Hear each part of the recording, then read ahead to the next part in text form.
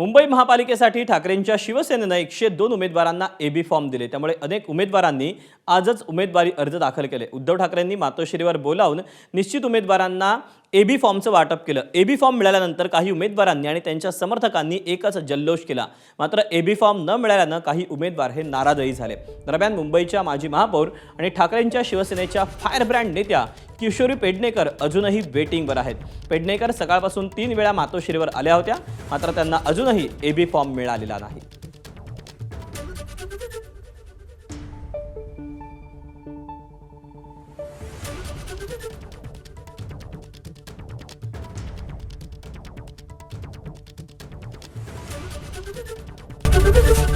ABP माझा, उघडा डोळे बघा नीट।